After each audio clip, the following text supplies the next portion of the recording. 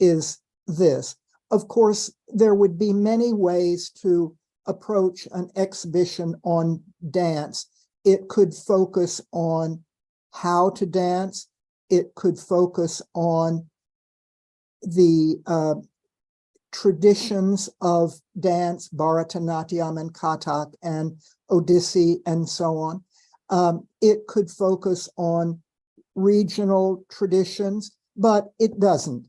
It combines artworks from many different cultures and many different time periods, thematically addressing this key question: what is dance accomplishing? What is the dance doing?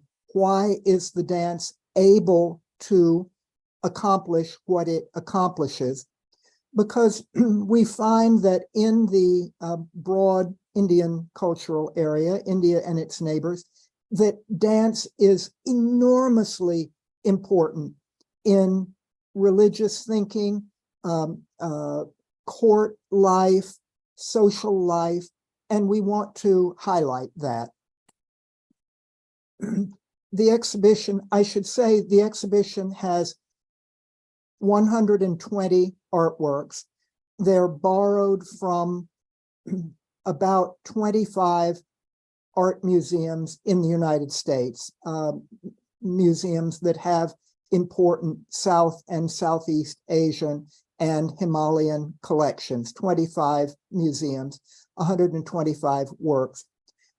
They are organized into these 5 sections: destruction and creation, devotion, subjugation, celebration, and glorification. These are 5 things that dance can do, that it can accomplish. And then the sub-themes that go all the way through are the links of dance with power, the links of dance with gender, and the links of dance with sexuality. These go all the way through the 5 sections. So here's a sort of conceptual graph of how we were envisioning this. We wanted there to be an emotional and experiential underlying, unspoken sort of narrative going through. So the exhibition moves from very serious and rather dark to lighter in emotional tone, and the galleries are lighter, ending up with the section called Celebration, which is much lighter in emotional tone, and the gallery lighting is brighter. We experimented with a new way of approach for us. Each of the 5 sections begins with what we're calling an evocative space, Each of the evocative spaces at the beginning of each section has one key artwork, and then there's video, there's special lighting, there's special sound, there are other kinds of sort of theatrical effects to get the viewer in the right frame of mind. And then the viewer moves into a gallery where the other artworks are.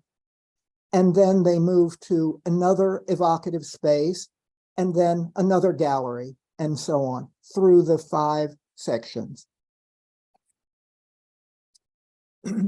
The outside the opening of the exhibition is part of a contemporary video work by a Singaporean artist named Sarah Chu Jing, and she focuses, these are 3 large monitors with video on them. I'm sorry that this one is a still image, but they are videos of dancers from Singapore's three major ethnic groups.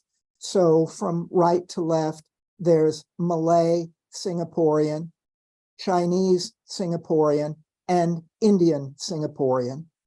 And these dancers are adjusting their costumes, they're adjusting their hairdos, they're getting ready. The name of the artwork is The Art of Rehearsal.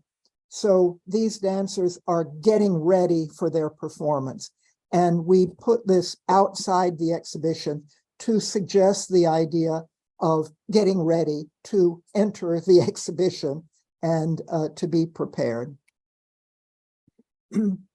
We have a new wing on our museum, large one, that's a big empty space that's very flexible. It allows us to build walls and reconfigure the space as needed.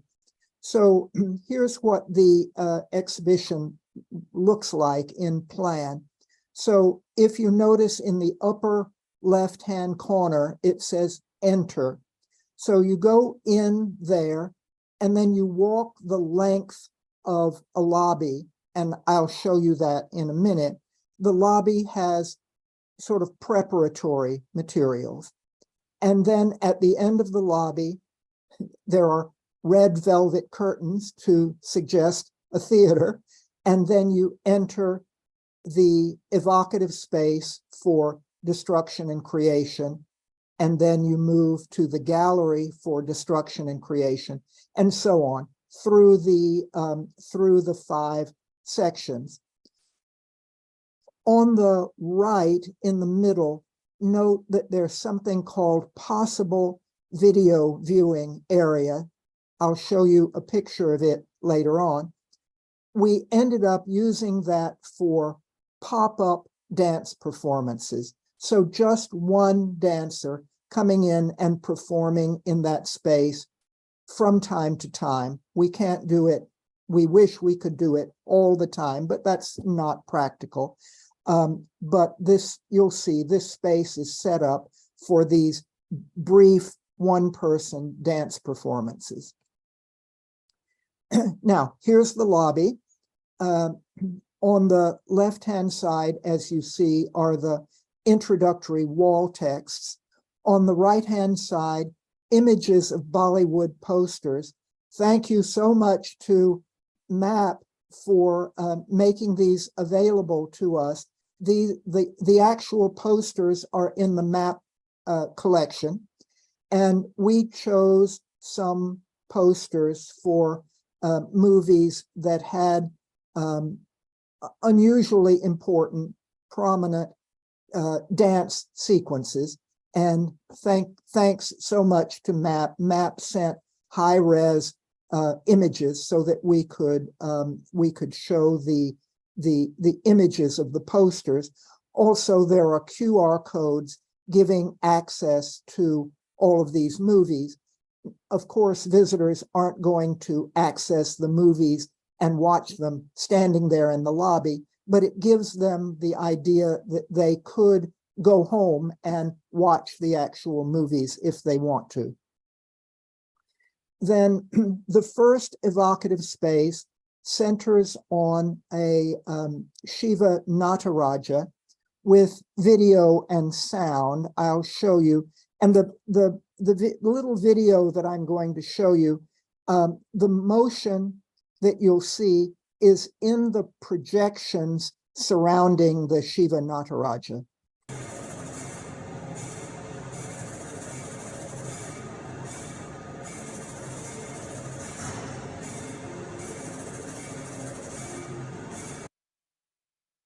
So what you could see, and it's very dramatic in real life, is NASA footage of actual solar flares, actual NASA footage of solar flares.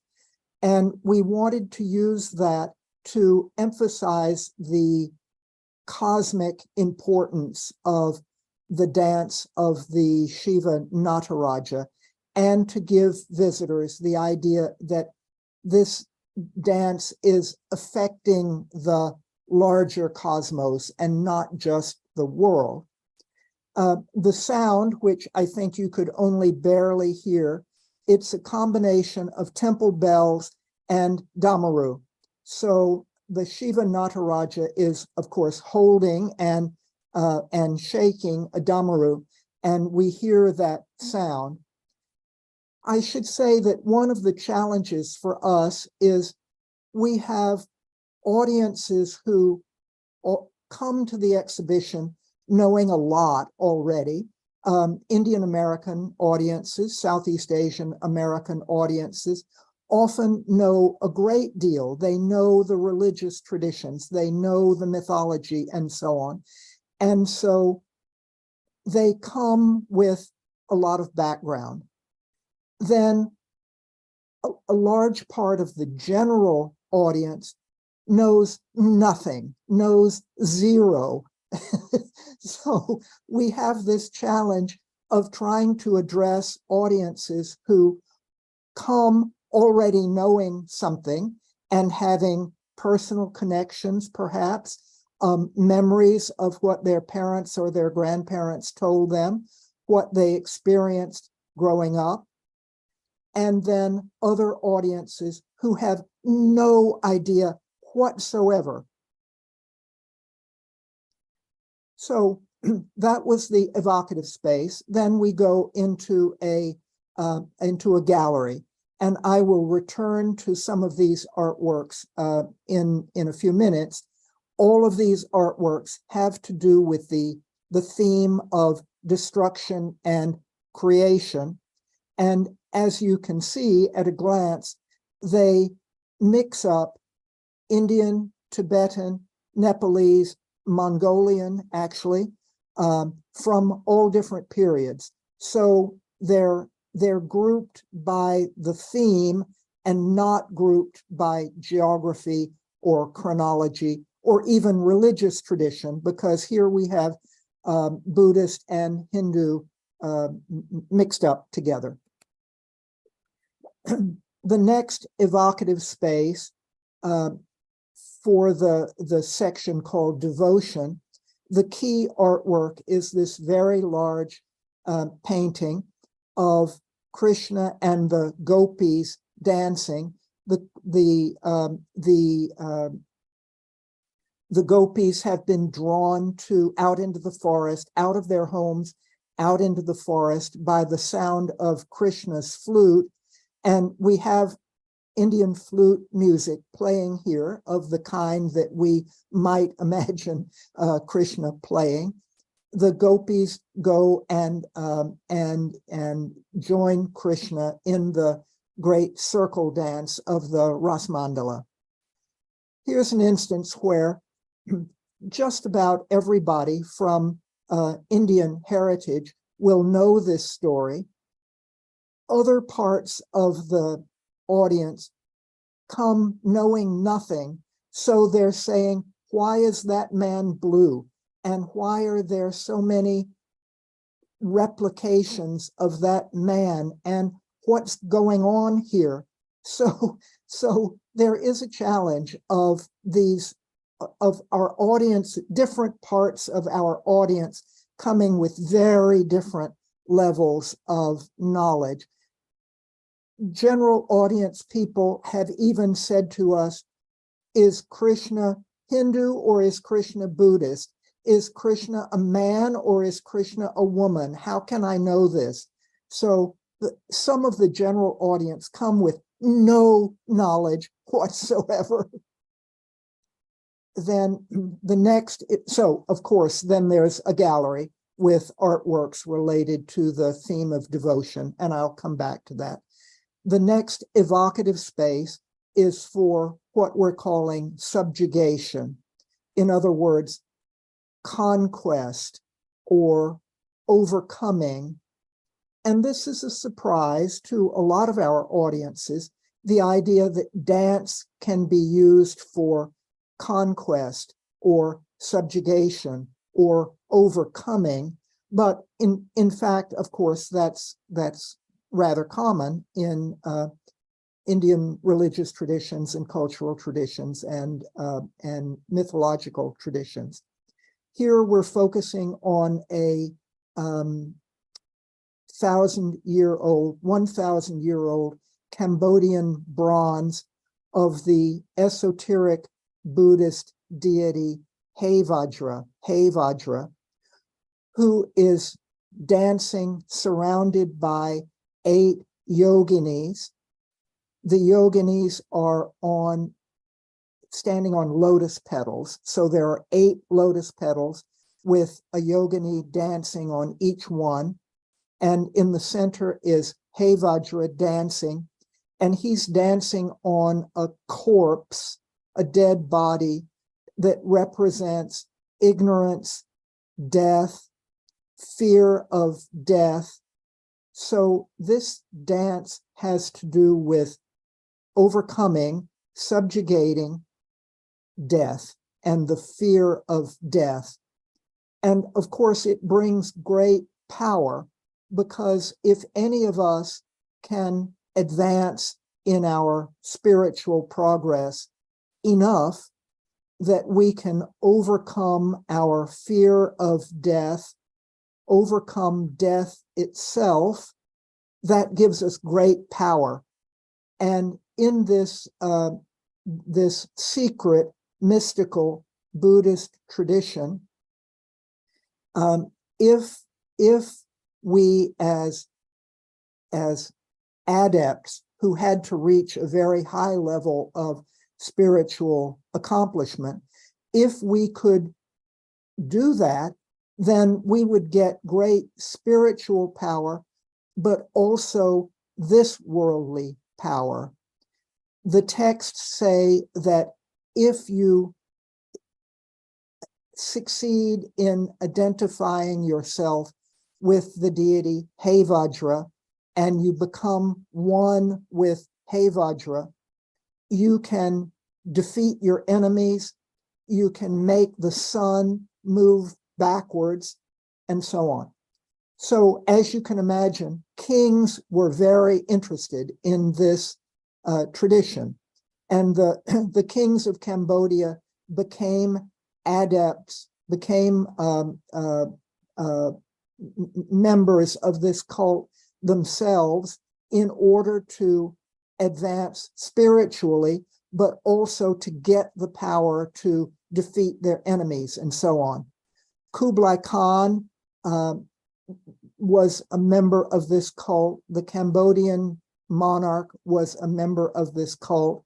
And in Tibet, numbers of kings were members of this cult because of the spiritual and real world power that it could bring to them. The space is very dark and very quiet. It's the only space that has carpeting on the floor because we wanted to suggest a mystical, secret space, a secret tradition. And indeed, these traditions were only passed from teacher to student orally. It was a secret oral transmission. Then here's part of the gallery for the idea of subjugation. All of these artworks have to do with using dance to overcome or to conquer. You see on the right, Krishna dancing on the serpent Kalia, and all the other artworks in this gallery have to do with this. I'll come back to some of them. Here's an example. All the way through the exhibition, there are tablets with video clips from Bollywood movies relating to the artwork shown. So here's an example of the story of Basmasura. This you know the story, I'm sure. The demon who has gained a boon from Shiva.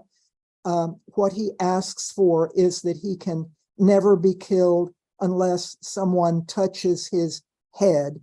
So, and then he's doing great harm to the world. So Vishnu assumes female form as Mohini and challenges Bhasmasura to a dance contest. Bhasmasura has to imitate all of her dance. And now I'll show you the video clip. It's a little bit long, but it's nice. I hope you'll like it.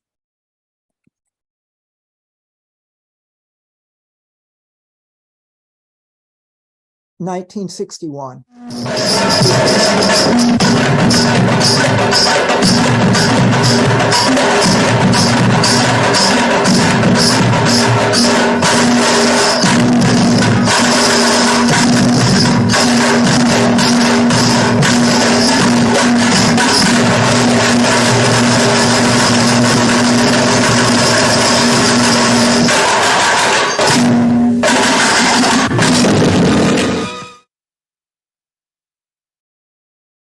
So Bhasmasura goes up in smoke after being tricked into touching his own head. So there are probably 15 or 18 examples in the exhibition of these tablets showing a clip from something like a Bollywood movie to connect with the artworks and help the public get the idea. Then the next section is glorification, and that means dancing to honor the god or to honor the king. So here's the evocative space for glorification. The artwork on the blue wall is a approximately 900-year-old Cambodian relief of dancers entertaining Indra, the king of the gods. The king of the gods is being entertained by dancers. And the other wall is filled with a film. I'll show you a clip of it in a minute. The wall is filled with a clip of a film that we commissioned. A young Cambodian filmmaker made this film for us. It shows members of the Cambodian Royal Ballet performing the kind of dance that would be used to welcome and honor the king.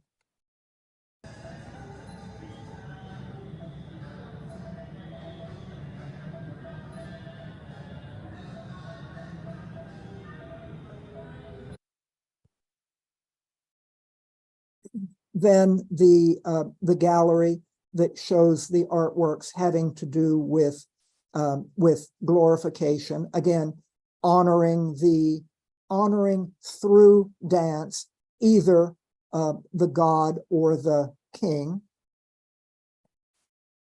And then the last section, celebration. As you can see, the lighting is getting brighter. The colors are getting brighter.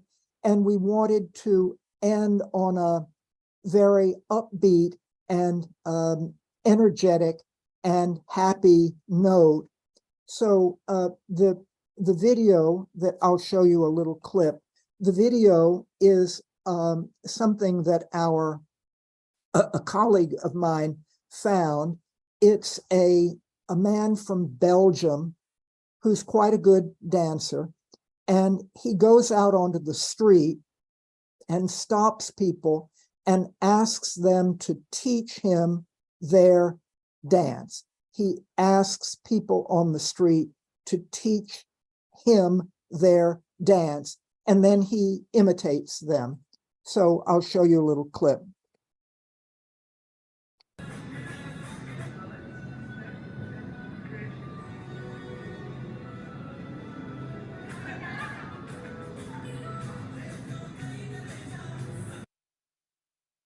So just trying to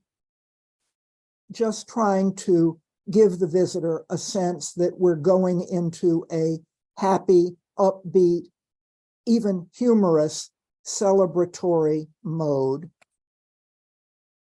And then the exhibition ends with this very large video artwork. This is an artwork in itself, and I'm sorry, I don't have a video clip of it, but it is filled with motion. This is by the same Singaporean artist that we started out with.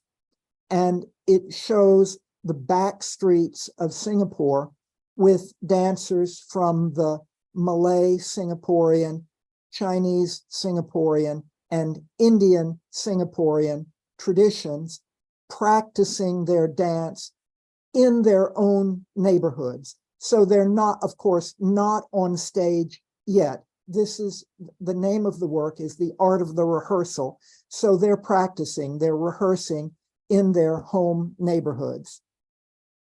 Now, let me go back and focus on some of the individual artworks.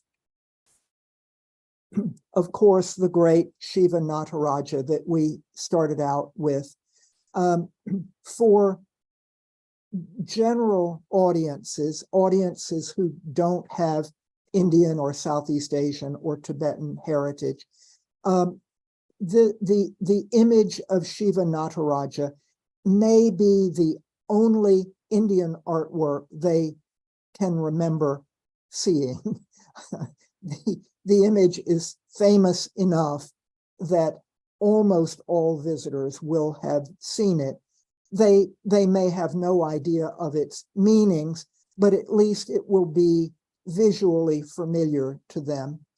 And we try to explain the idea of the cosmic dance. We talk about of course, what the image is holding. We talk about its standing on apasmara, usually interpreted as representing ignorance that's being overcome in Shiva's dance, and so on.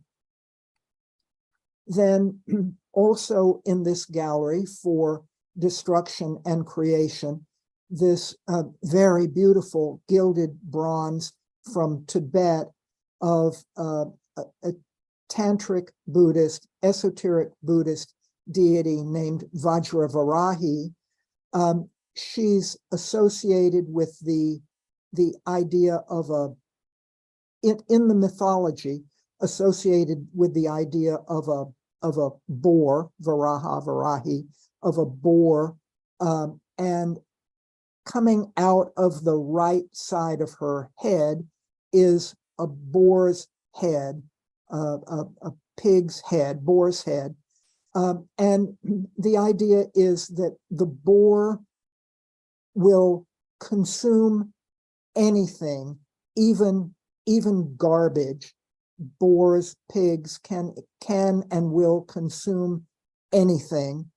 And so she, in the religious tradition, she can absorb for us, for our benefit, she can absorb the negative attitudes, the negative thoughts, and destroy them to allow us to make further spiritual progress.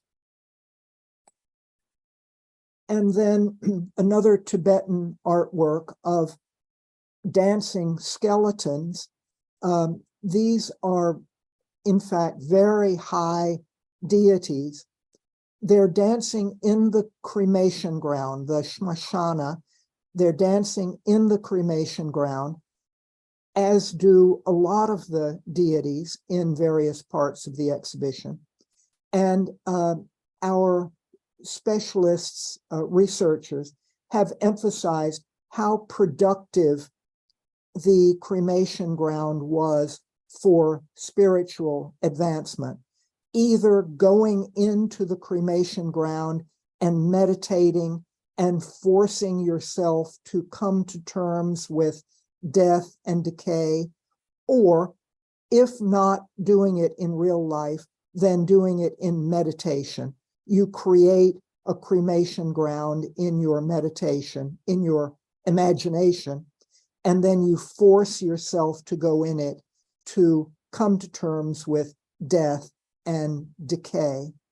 And I wanted to read you something, if you'll indulge me. I want to read you a paragraph written by one of our curators about this very painting. Adepts contemplating this painting find themselves imaginatively projected into the transformative realm of the cremation ground.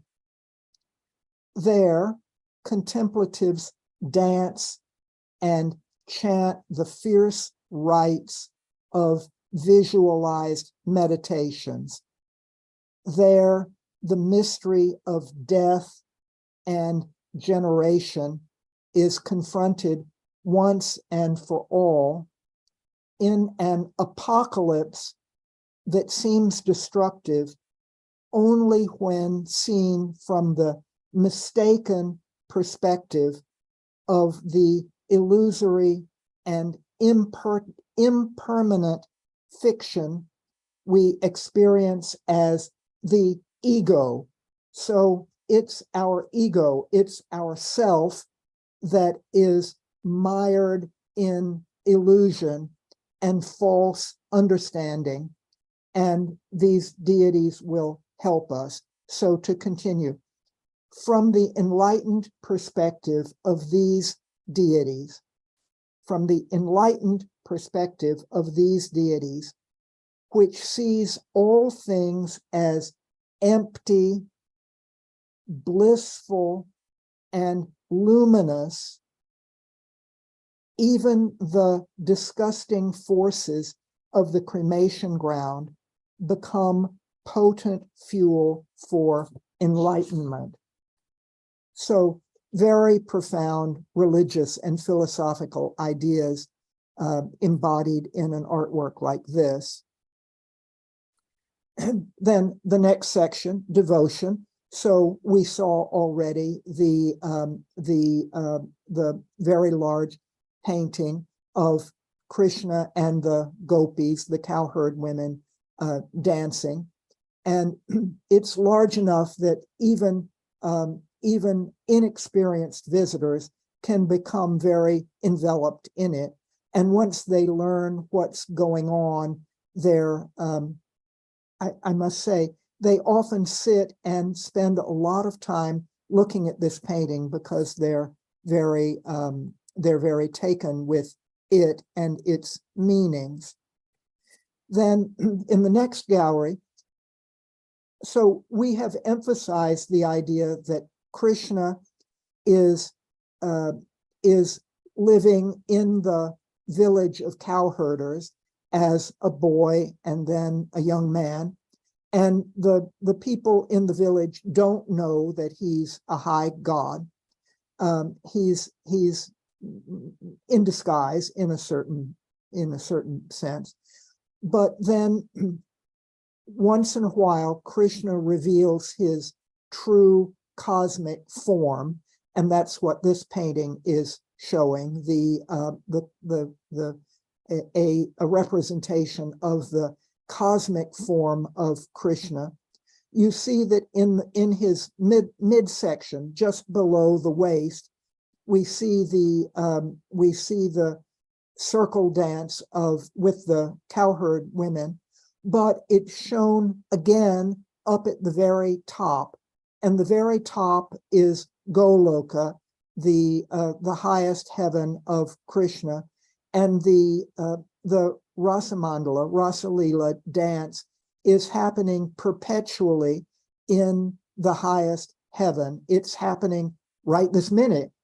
So when it happens on earth, that's one instance of something that is happening in the highest heaven perpetually and endlessly. Our visitors are very, very absorbed with this idea. They like the idea very much.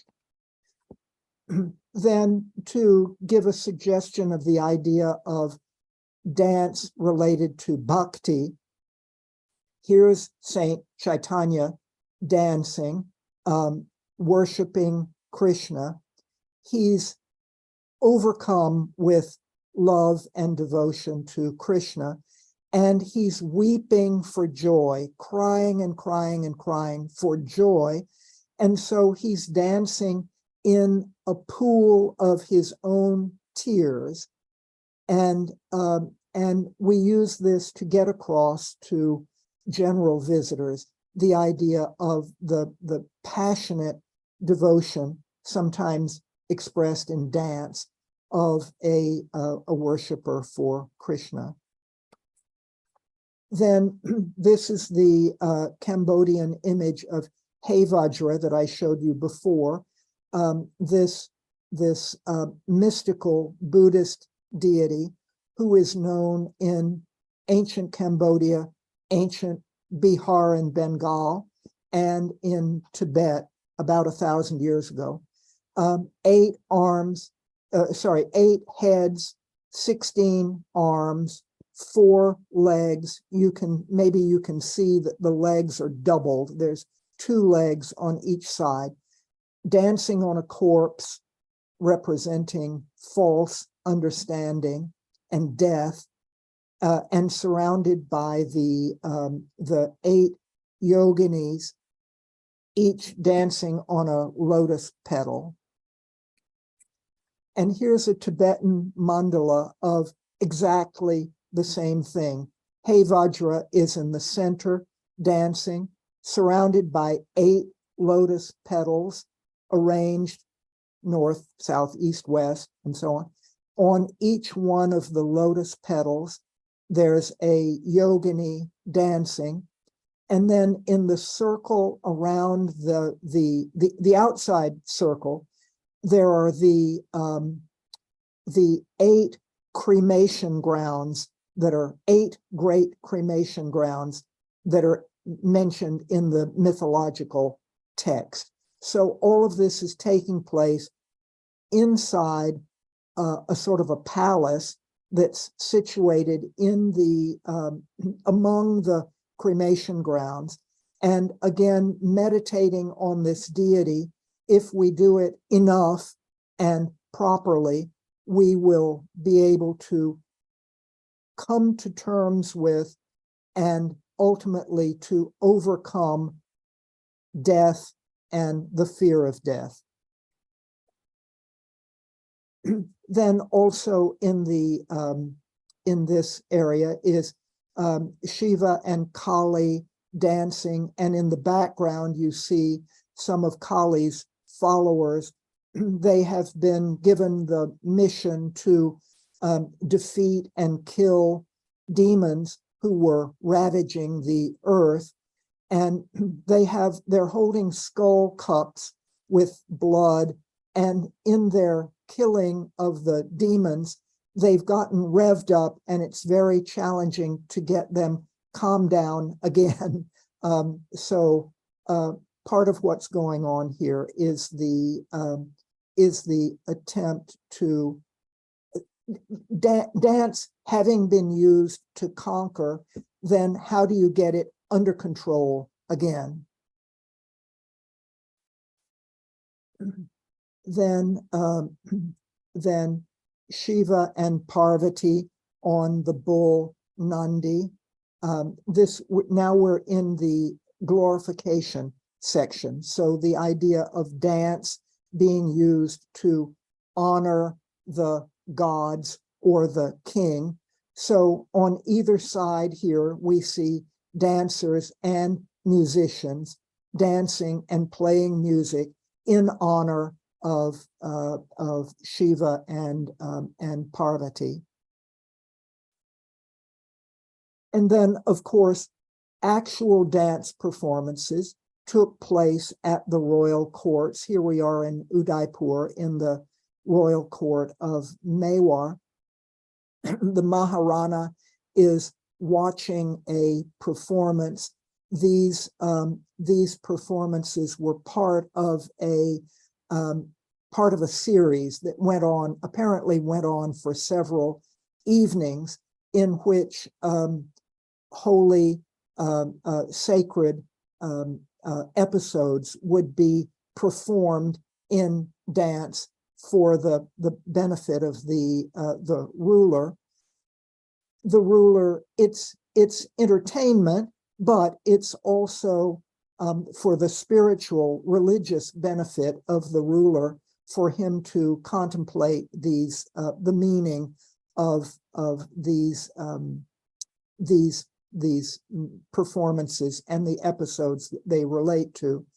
One thing that we call out here for the general public is, in general, it's not necessary for the sex of the performer to match the sex of the character. So the gopis in some traditions were danced by young boys, and sometimes Krishna is danced by a female dancer. So there's no need for there to be a literal match in the sex of the performer and the sex of the character being impersonated, being performed. Then, of course, at other royal courts, for instance, the Mughal royal court, dance becomes very important in ceremonial occasions, and having an aspect of entertainment for the royals. Then the final section, celebration, is focusing on dance that does not in particular have very serious religious or social meanings, but the dance seems to be coming from an upwelling of energy and spontaneity and joy. So this wonderful dancing Krishna, so spontaneous. Sorry, Ganesha, of course, not Krishna. Ganesha dancing, dancing while eating some sweets. Of course, we should always be eating our sweets while we're dancing. Dancing out of energy and joy, and giving blessings to the viewer. Then the followers of Shiva, the Ganas, dance sometime, and Ganas, of course, come in all different kinds of appearances. Sometimes they have human faces, sometimes they have animal faces, sometimes they have 2 arms, sometimes they have 4 arms, and so on. But they're dancing because their deity Shiva dances, and because they're boisterous and full of fun, and sometimes full of mischief also. And then dance can be used as a celebration of victory. So sword dances sometimes were, of course, they can be in advance of a battle in order to get yourself energized for the battle, but they can also be in celebration of a battle that has been victoriously won. So that's a little suggestion of what the exhibition is about. There's a catalog that includes essays by a number of scholars, has, of course, all of the artworks pictured, and it's worth having a look at if you're interested. And now I'll stop and we'll see if there are some questions.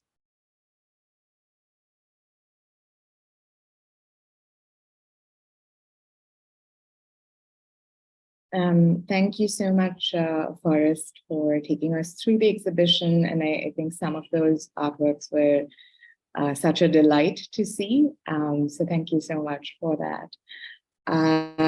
From the audience, we do have a couple of questions. Thank you for the presentation. I was wondering about the initial idea of the exhibition. Was it motivated by an object, a performance, or a text?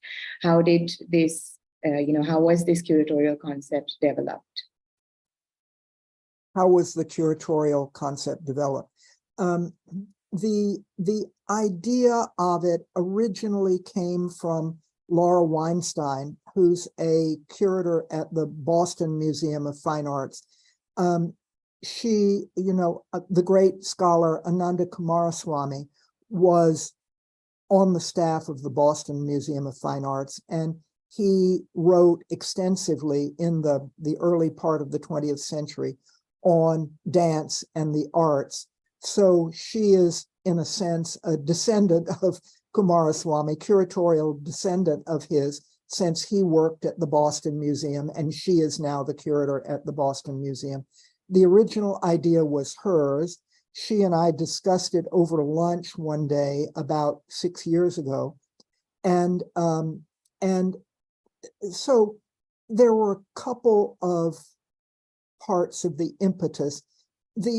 There's always a challenge of thinking of a subject that will be intriguing to the public.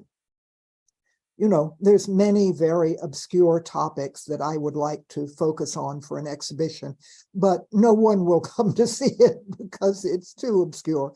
So it seemed that focusing on dance in the visual arts might be an intriguing and attractive subject for a large audience. And it seemed that it would be rich for scholarly investigation also. The decision was made early on to include a wide geographical expanse for variety, but also to remind visitors of how importantly ideas that originated in India have been adapted and made use of, and often transformed in Southeast Asia and in the Himalayas. Thank you. Another question that asks, I was wondering about the role of the body in dance. How is it a vehicle for ideas and emotions? And how is that represented in the exhibition beyond the religious meaning of dance? The body, is that, I Yes. missed a word, the body. Yes, about the role of the body in dance. Right. Well, absolutely essential, of course. The going through the exhibition, the viewer will see dance poses repeated and repeated in Hindu contexts, in Buddhist contexts, even in other religious contexts. So it becomes clear. So, for instance, are you still seeing my last slide of the catalog? Are you still seeing that? So the position of Ganesha here, standing on one leg with the other leg drawn up towards the crotch, is this position appears over and over and over and over in all kinds of contexts.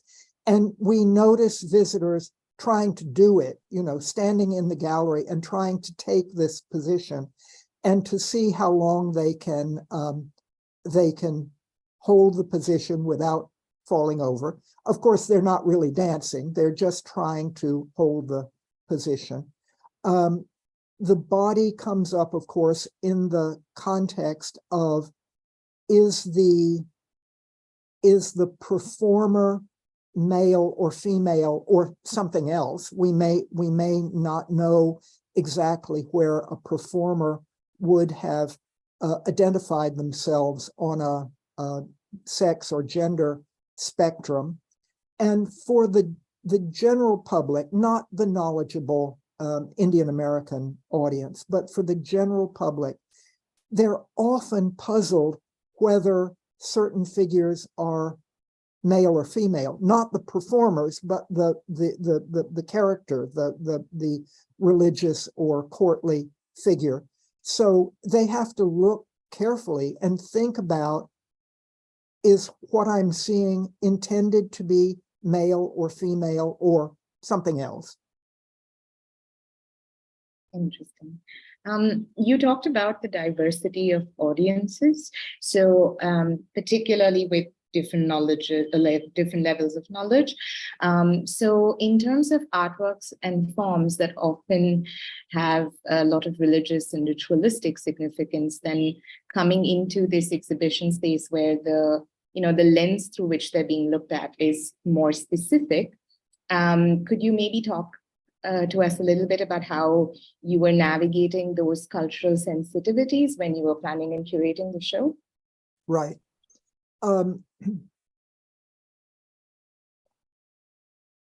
Always something that's on the top of our minds. Our museum staff is very diverse and comes from all kinds of backgrounds. San Francisco, of course, itself is very diverse in ethnic and religious backgrounds. I guess our approach is that we use our brains and our hearts as best we can to be respectful and appropriate, but sometimes someone will be offended by something, and when it happens, and in fact with this exhibition it has not happened very often, but if it happens that someone complains or says that their sensitivities have been affected or offended, then we try to look at it on a kind of case-by-case basis and see if it's important enough to change the labels, change the wall texts, or not. We did get we got one expression of sensitivity, too complicated to go into what it was about, but we got a hold of the person. I talked to the person on the telephone, sent them a copy of the catalog, listened to them to find out more about what their concerns were. And the person ended up, I think, being satisfied, having had an opportunity to talk to and express in more detail their concern. But I have to say, we were ready for more discomfort than in fact has been expressed about this exhibition. Trisha asks, I was wondering how difficult it is to get all of these art pieces in one place for the exhibition. How long does it take? What is the process that goes behind bringing together such a beautiful exhibition from continents apart? Thank you. As I mentioned, there were 25 museums in the USA lending.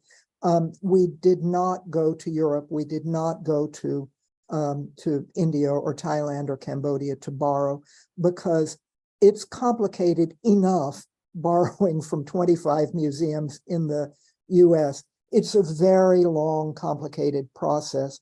A number of the artworks were on permanent display in their home museum. So we had to ask the museums to take the objects off permanent display from their own galleries, and that's a big ask. It's a lot of trouble, and mostly they were quite generous in doing so. The the stone artworks are often very heavy, so moving them and shipping them from place to place is very challenging. The paintings and the artworks, the paintings on paper and the paintings on textile are extremely light sensitive. And so we had to negotiate with the lending museums because in the US, most museums have a guideline of 6 months of light exposure means 5 years at least of being off view because of the damage that light is doing. So yes, it took lots of negotiation, lots of phone calls, and it took years and years and years. And of course, COVID happening in the middle of it,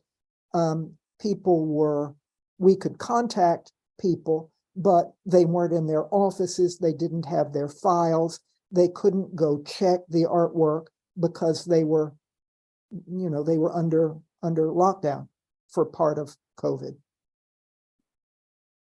I'm going to combine two questions that we have, which is asking about the fact that dance has different and sometimes overlapping emotions associated with it. And the idea that all of these different shapes and forms exist within a different dance forms itself. So these different shades and nuances, how difficult was it to bring them out, or how did you come up with these sub-themes, since you talked about celebration, devotion, and so on? Right. Let me start at the end. The 5 themes. I and the other curators involved, we just created them, essentially. We had a panel of scholars, scholars from religious studies, history, art history, dance history. We had a panel of scholars, and we discussed for 2 days. At the beginning, one of the most challenging questions was how to divide them up, how to group them. So eventually, after a lot of discussion, we came up with these 5 themes. Of course, they are arbitrary, and other thematic groupings could have been used. We just had to decide and choose what ones to use. Also, of course, many of the artworks could have gone into several of the sections. So which section to assign a particular artwork to, again, it's just a judgment call. We're just making our best judgment. On the one of the things that visitors tend to come with the idea that the artworks are based on real dance. The artists had been seeing and studying real dancers, and that's often true. But in fact, very often it's the other way around, that dancers have been looking at artworks because, as we know, classical dance in India had fallen, especially in India, not in Southeast Asia so much, but in India, had fallen on very hard times in the early part of the 20th century. And all the classical dance traditions of India were reinvigorated and to some extent even reinvented in the 1920s and 1930s. And dance went from being based in the temple or the village to becoming a theatrical tradition. It happens in a theater. There's a stage, there's seats, you buy a ticket, you go and watch, which was a completely different context from how dance had been before. We know that the great dancers of the 1920s and 1930s, they say that they were going back and looking at artworks. So to learn positions and mudras and how arms and legs were positioned and so on. So of course, artists are looking at the dancers that they saw in their lives, but dancers are looking at the sculptures and paintings too. So it must always have been a two-way street. And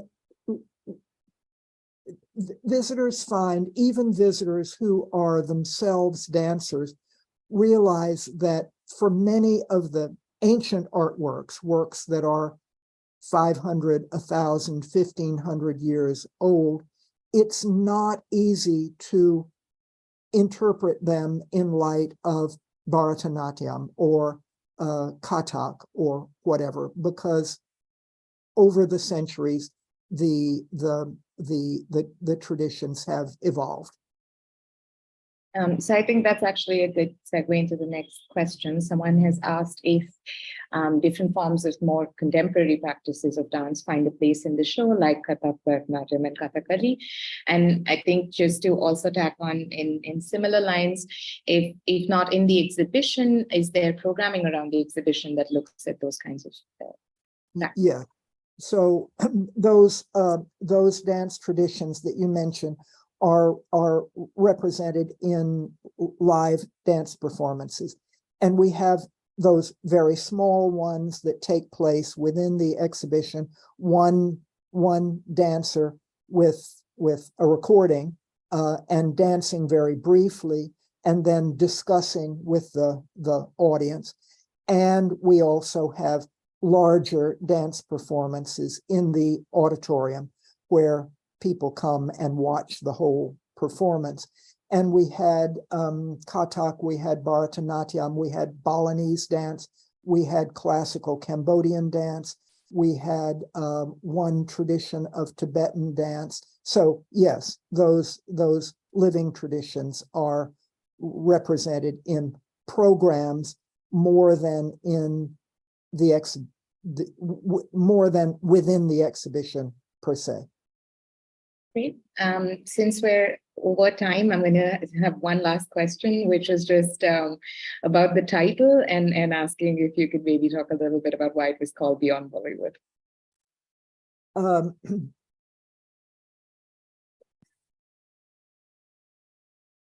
Of course, curators have to work with marketing departments, and the marketing department is always looking for titles that will have some kind of attraction and resonance for a large general public. I have to say that for all the exhibitions the Asian Art Museum does, one of the most difficult aspects is agreeing on a title. It can take months and months and months of discussion and argument to come up with a title. We thought the idea was that perhaps general publics can associate Bollywood with the idea of dance, that since Bollywood movies often have an important dance component. And by saying beyond Bollywood, that meant both moving beyond in time period and moving beyond in geography. Something we didn't expect is that some portion of the general audience, I don't know, 20% maybe, I'm guessing, but some portion of the general audience has never heard of Bollywood. And we didn't expect this, but they don't know what Bollywood is. So, you know, we thought that it would be a kind of easy, attractive link for general public, and mostly it is, except we have people coming in and saying, what is Bollywood anyway? A few people coming in and saying, what is Bollywood anyway? So back to this challenge of audiences having a huge range from 0 to 100% of background knowledge and awareness. Great. I think that that's a great note to end on. Thank you so much, Forrest, for giving us this glimpse into the exhibition today, and talking us through all of its nuances and highlights. Thanks once again to both Ravinder and Saurabh, who have done a great job interpreting for us this evening. And thank you to everyone who has given us their time and joined us for this talk today. Thank you so much. Thank you, everybody. Have a Thank you. nice